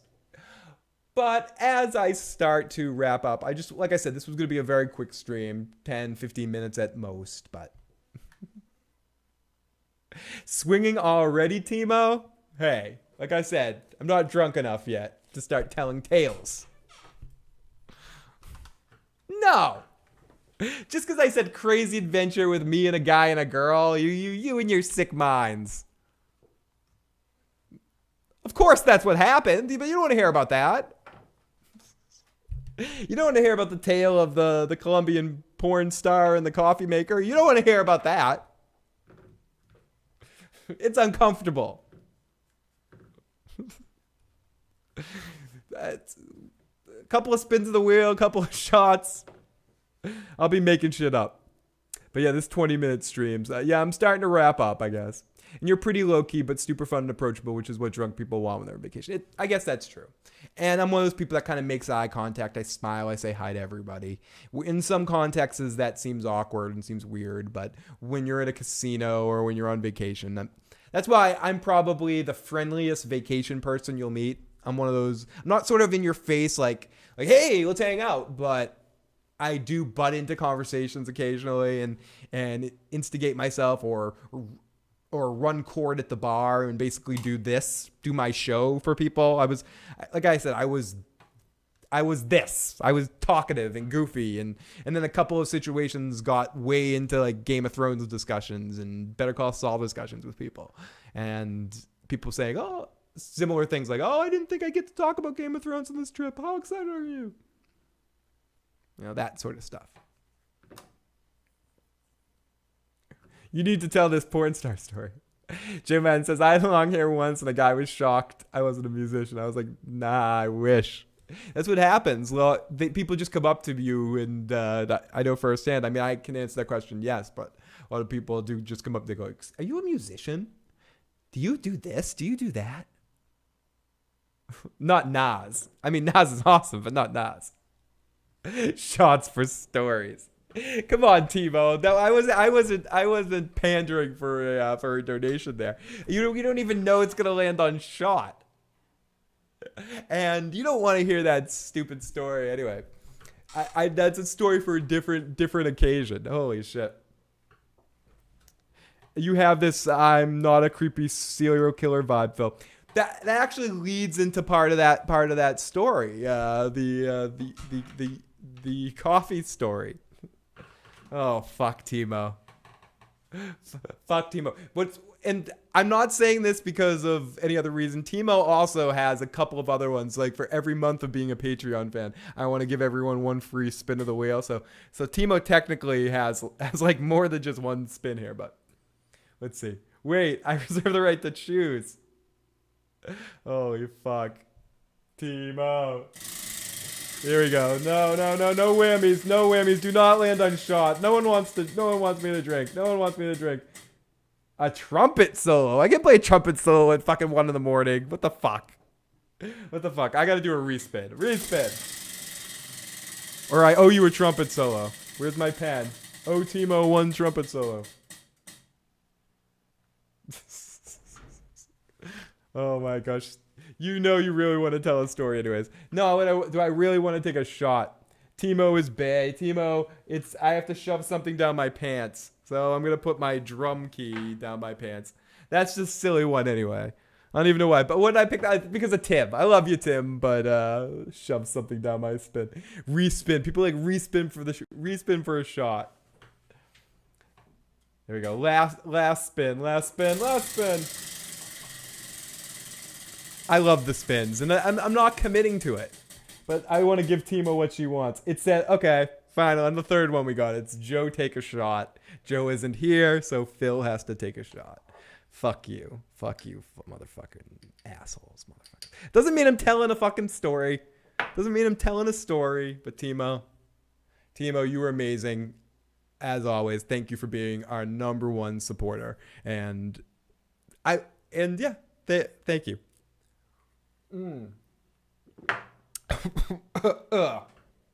Holy shit. Yeah, Timo remembers we have to watch Fear the Walking Dead, but what I want to do is I owe Timo a trumpet solo. And I also owe Timo something down my pants. Oh, something down my pants for Timo. Oh, wait a minute. I told you, Timo, now that I'm officially married, I become even more creepy Uncle Phil. One shot, you put one fucking shot into me, I turn into creepy Uncle Ketchup. And you could squeeze my packet all night long. Fuck. It did not sound good. It didn't feel good either. It's just feeding into my... I basically don't want to drink. I said when I came back I wasn't going to drink till Game of Thrones started. And then I do these streams and this fucking wheel, me and my stupid wheel. Yes, any amount. I'm not gonna suggest donating, but any amount equals a spin. So as I start to wrap things up, thank you everyone for tuning into this issues program. This is something, again, I talk about this a lot, but I'm going to try to do these a little bit more if you guys don't mind these kind of streams. They come out here with, limited things planned, just a few points on a piece of paper, and that shot did not sit well, and a few points on a piece of paper. And just kind of babble in a lot of different kind of directions. Take questions, go off. I like doing these kind of things. They're more like the old podcast that I used to do. And now that I actually have some friends to listen, it's not just me talking to basically my aunt. It would just be me ranting to my aunt. Oh, July 16th, motherfuckers. These streams are the best. Cannot wait for Game of Thrones. We're so close to Game of Thrones. Game of Thrones, I can smell it.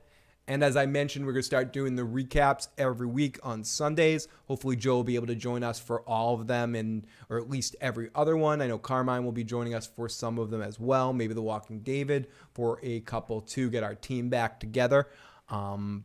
I don't know if Katie will be joining us this season. Hopefully she will, but she's been very, very busy with school and work and such, getting her stuff together. So that's why Katie hasn't been a part of the stream as much. She needs to kind of step away to focus on doing some other things right now. But hopefully she'll be able to stick her beak in during the Game of Thrones season as well. Then we're going to have our feedback show every week where hopefully you guys will leave us some voicemails or some emails or some text messages or something with topics, or at least keeping it pushing during the live motherfucking chat and private messaging during the show. And on those feedback shows every week, I'll try to bring a different guest in, maybe bring a different Game of Thrones YouTube personality in on those, possibly have Carmine on one of those. He might bring one of his friends over. I can't announce anything official yet, but we're going to try to wrangle Carmine to bring his podcasting partner to do a feedback show over. But so we'll see if that can be arranged. That's all about time schedules because of time zones and shit like that. But we'll see about that. Also have a couple of other Nick from History Buffs will hopefully be joining us, and a couple of other random people. Tony, I'm going to try to see if we can get Tony on one, maybe Kyle on one, maybe Johnny on one, and maybe Kyle and Johnny on the same one. Maybe we'll double up on a couple. And then I'm going to be doing one solo Game of Thrones cast probably on Fridays or Saturdays or something like the day before, which is more of sort of a prediction, me just babbling a little bit. Doing a trailer reaction of sorts to and thinking about what I'm thinking is going to happen in the next week's episode. So, and then we'll try to have some other stuff in between there, some Soprano reviews, some other random stuff too. But that's what's basically going to be going on during Game of Thrones season. We're going to try to do that all 7 weeks of the season, bringing you as much Game of Thrones coverage as I can squeeze in there, because I know we lax on it in the off season because it hurts so much, and there's so many other channels doing so many great things with theories and thoughts and off season coverage. It's don't want to overkill it. But in between 7 and 8, hopefully we'll be out with that. But during the season, we're going to try to maximize it and get as many shows as possible. One-man show, Phil just needs more sandwiches. I got to at least do the one-man show at least once a week. For whatever it's worth, it's a different kind of thing. I love having guests. I love having Joe, me and Joe. Like, if I could do podcasts with Joe for 1 billion hours a day and love every second of it. But I am like such a goofy, ridiculous motherfucker. If I don't have at least one show a week that I do with me just babbling by myself, it's kind of tough. I feel like there's some evil gremlin with a stripe on its head inside of me that wants to strike his way out of it and just like talk.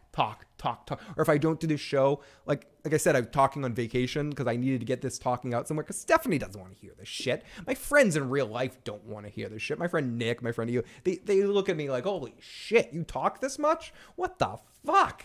They don't want to hear. Joe kind of lets me get away with it because he does. And in real life, I'm very, very, Joe's pretty quiet in real life, and I'm just like talking all the time. And he's like, yeah, dude. But, or when I'm with John, Tuck and I are like, talk. But no one really wants to hear my shit. So I appreciate you guys being my secondary therapists with my mixed in with my regular therapist, who fucking hates me because she doesn't want to hear me talk either. J Madden says, I got a semi thinking about Game of Thrones. Damn, I'm so hyped right now. Stop giving me the tingles of excitement. It's 1 a.m. Damn it, no more Game of Thrones talk. Timo, I love giving you the tingles. But, sorry, that's tingles making me think of Zelda again now. It's making me miss my Switch already, and I want to play Tingle. I want to be Tingle. I loathe show bashes, so that stream will be a little hard on the temperament. I have a semi thinking of Game of Thrones. Hey, he does, but my positivity will smash them. And like I said, nothing set in stone. It's something I'm hopefully going to try to be able to do, or try my best to make happen. Like I said, there's a few other people, and I know not everyone I'm talking about or everyone that I have on are the biggest fans of the show, but you know what? I'm gonna kill them with my positivity. I'm gonna slap my positivity right across people's faces, and they're not gonna be able to deal. How can you? You might just be annoyed and roll your eyes, but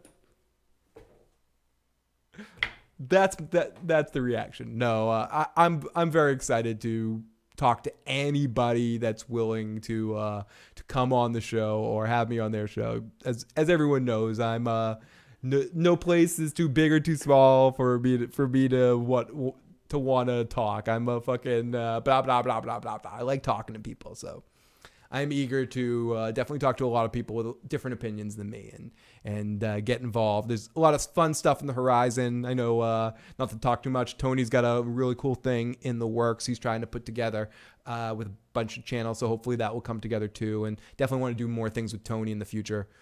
Tony and I have been in some discussions about doing some more projects together as well. So I know a couple people have sent me a message and sent Tony messages about wanting to see us do more stuff together, and that's definitely coming. So look forward to that as well.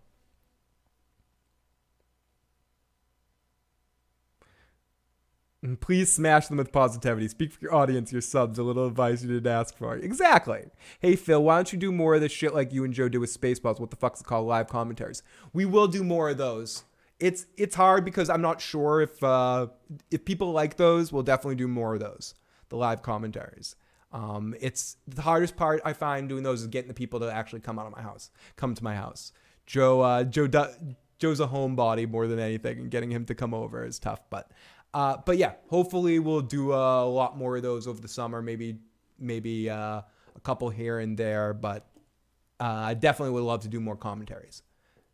I want to think of I got to get a better mirror and get a little bit better of a process of doing that. But we did the last Soprano episode review. We did a big commentary where I had my cousin Craig and cousin Pete and a couple of other guests in here to do, and Matt and Stephanie to do the Soprano reviews. So we'll be doing more commentary soon too. A throbbing, big, flippin', disgusting vein of negativity. Or I mean positivity, whatever. You guys are amazing, and thank you so much for checking out this live stream. If you haven't already and you enjoyed it, please hit the like button. Please hit the subscribe button. And I will talk to you guys next time. If I'm not on before then, maybe I might take you guys on my walk with Lotus tomorrow or something stupid like that. Do a daily issue or something. But I don't know. I don't fucking know. But if I don't talk to you before then, I'll be on Monday evening after the Better Call Saul season finale. And then again next week to talk about some other stuff. I have to spend the night on Tuesday in a fucking hospital for a sleep study because I have my snoring. Yeah, I snore like a motherfucker. Any of you people that had fantasies of resting your head next to me at night, you don't want to do that. I snore like a motherfucker, apparently. So I have to go for a snory sleep study. Well, I don't know what they're fucking going to do. They're going to probe me and touch me. And at least I'm hoping. At this point, I'm like kind of hoping, you know. But they're going to do all sorts of awful stuff to me. But no, Wednesday, if I'm not too fucking tired, maybe Joe and I will do a afternoon stream. And we got to do a couple of get hyped for Game of Thrones. And then hopefully the Oz stream maybe next Thursday, maybe next week around this time. We'll do the Oz stream. I'm asking you, maybe next Thursday around this time. Maybe. We'll see about how my schedule works. It might be the week after that, but definitely some more stuff coming up in the future. And I love how if anyone's listening to this like years later, which you can listen to these podcasts years later, it's fine. They're like, Tuesday, what the fuck are you talking about? I really should give dates. So people are like, I'm not listening to that shit. I turned on Tuesday and it says you're dead. It says you've been dead for 47 years, Phil. What the fuck? Dude, I've been fucking podcasting in this fucking cellar for 47 fucking years, dude.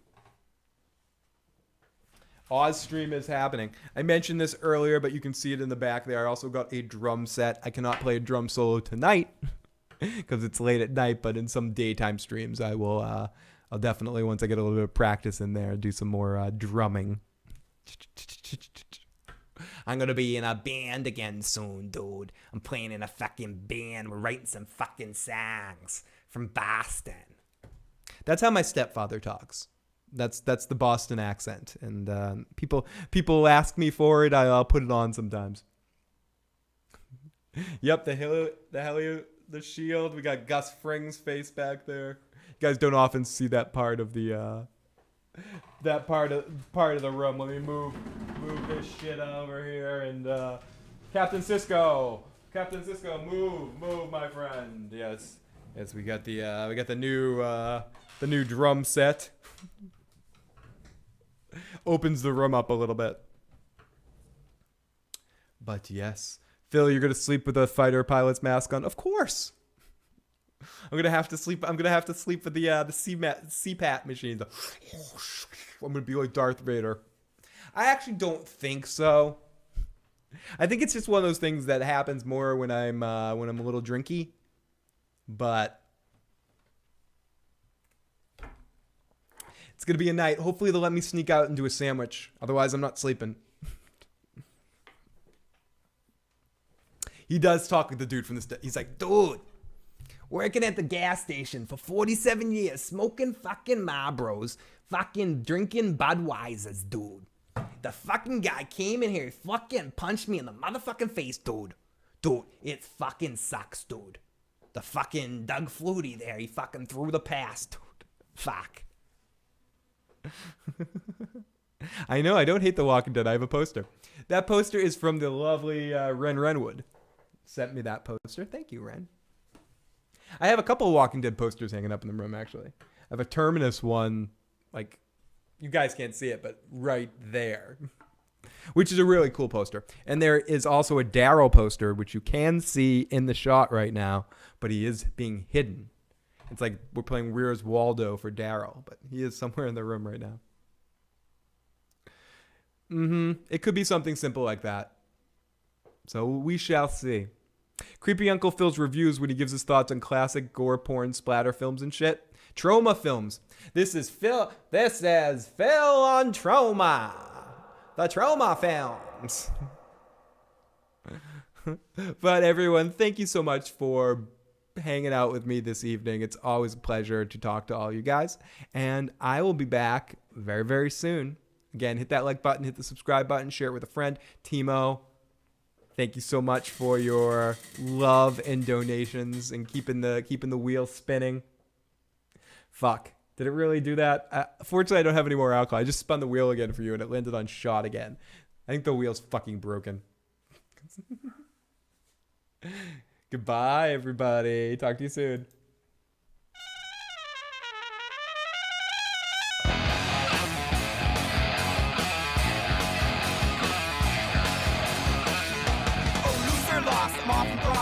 Edge back at the top. See you there when the bruise is clear. I'm clearly better when I'm dropped. Born through rare, man's got lost. Sick on the bum like an old man mother. What's the hurry to get away? Say I'll bring you when you let go again. The words cover, mean to side. Don't bless each other. Get a life is the mess I see. Don't wanna live to what is me.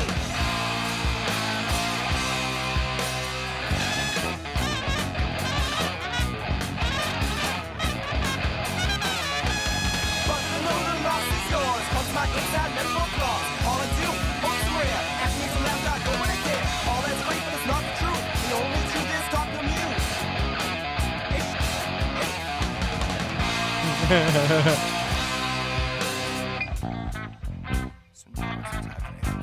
Your very existence bothers me. You make me feel like a pile of eggs. You take away something I love. The one thing that makes me happy to held my head. You pissed off the wrong person. I just wanna make you suffer for this. Yeah, payback's a bitch, a little bitch. Don't want to die till the end. I don't know what my full win. Check it out. You go first side. Like a bitch. Like a Jedi.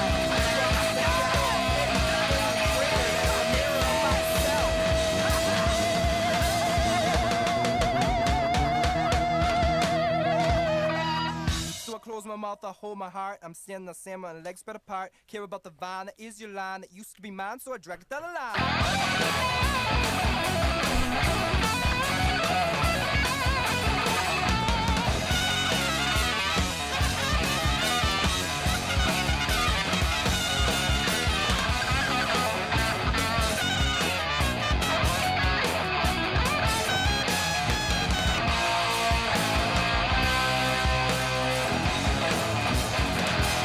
Ha ha ha.